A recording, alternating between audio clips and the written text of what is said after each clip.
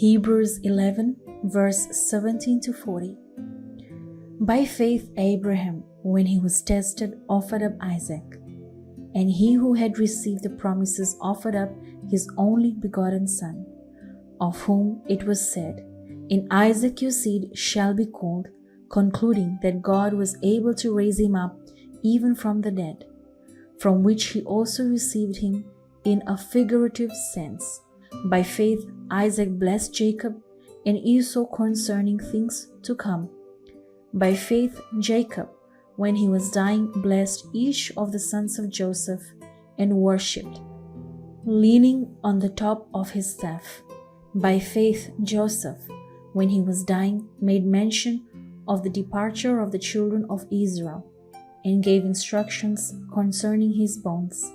By faith Moses, when he was born, was hidden 3 months by his parents, because they saw he was a beautiful child, and they were not afraid of the king's command. By faith Moses, when he became of age, refused to be the son of Pharaoh's daughter, choosing rather to suffer affliction with the people of God than to enjoy the passing pleasures of sin, esteeming the reproach of Christ greater riches than the treasures in Egypt, for he looked to the reward. By faith he forsook Egypt, nor fearing the wrath of the king, for he endured as seeing him who is invisible. By faith he kept the Passover and the sprinkling of blood, lest he who destroyed the firstborn should touch them. By faith they passed through the Red Sea as by dry land, whereas the Egyptians, attempting to do so, were drowned. By faith the walls of Jericho fell down after they were encircled for 7 days. By faith the harlot Rahab did not perish with those who did not believe, when she had received the spies with peace. And what more shall I say?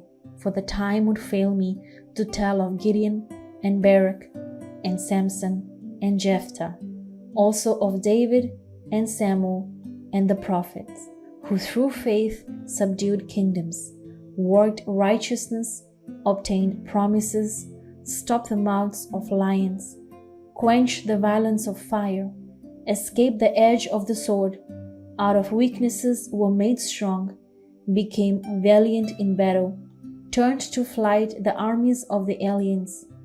Women received their dead raised to life again.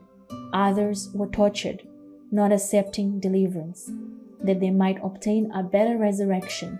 Still others had trial of mockings and scourgings, yes, and of chains and imprisonment. They were stoned. They were sawn in two, were tempted, were slain with the sword. They wandered about in sheepskins and goatskins, being destitute, afflicted, tormented, of whom the world was not worthy. They wandered in deserts and mountains, in dens and caves of the earth.